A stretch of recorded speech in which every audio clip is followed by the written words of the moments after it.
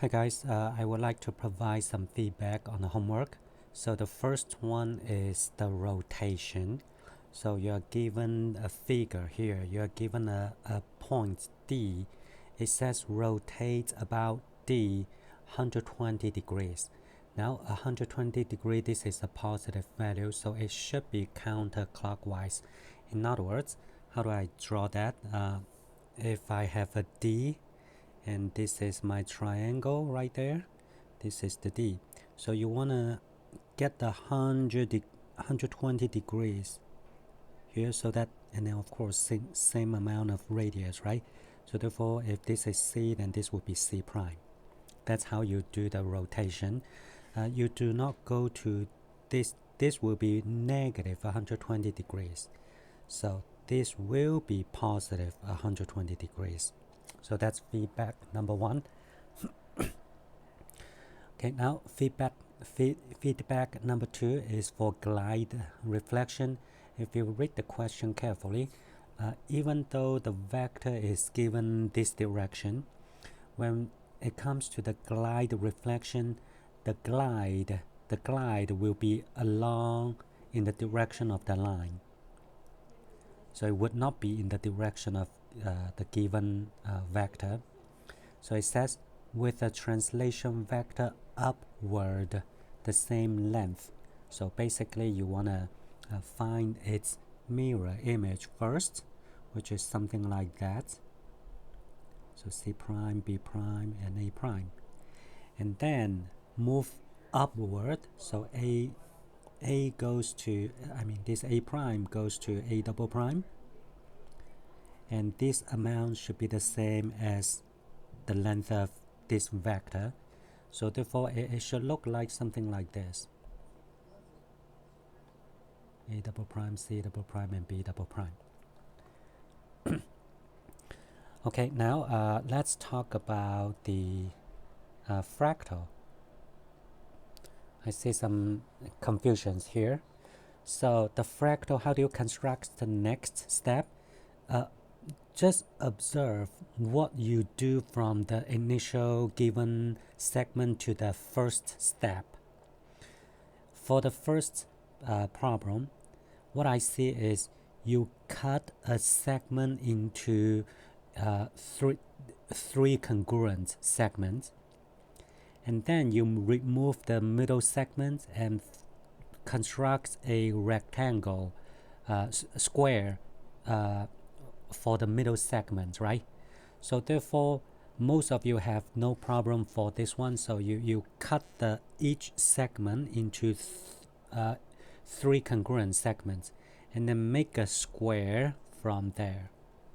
So similarly, you cut these segments and then make a square over there.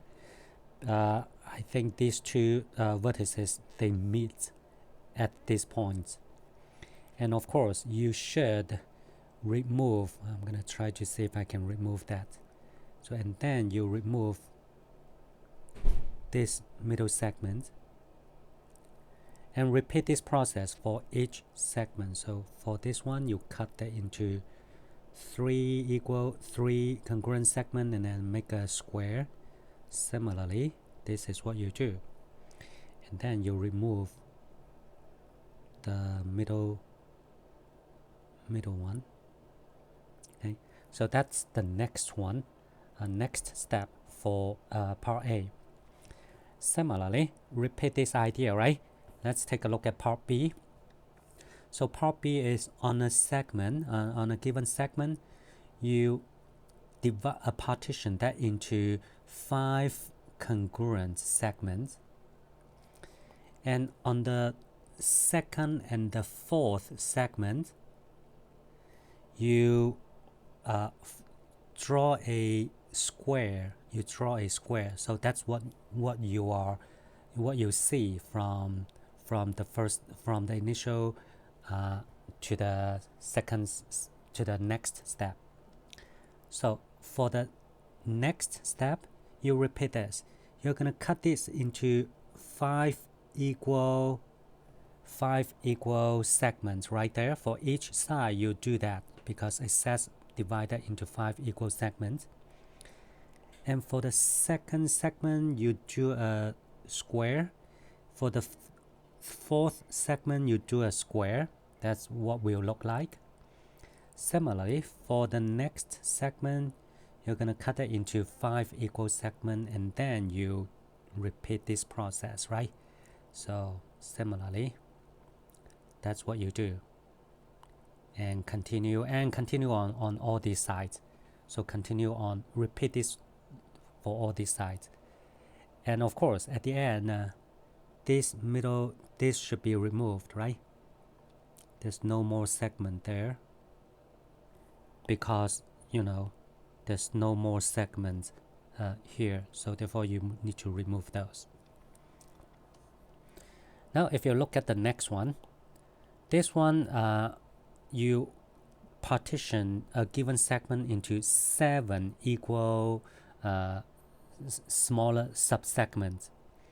And then from the second, the fourth, and the sixth, you remove the second, fourth, and sixth and form an equilateral triangle on this segment. That's how you get to this point. What will be the next step? Repeat what you just did. So for each segment, you are going to cut that into 7 congruent segments.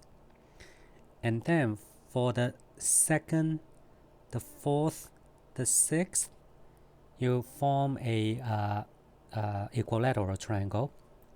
And then at the end, you should certainly remove the, so I have to be doing that carefully. So you remove the segments that should not be there. And you repeat this pattern for all these sides.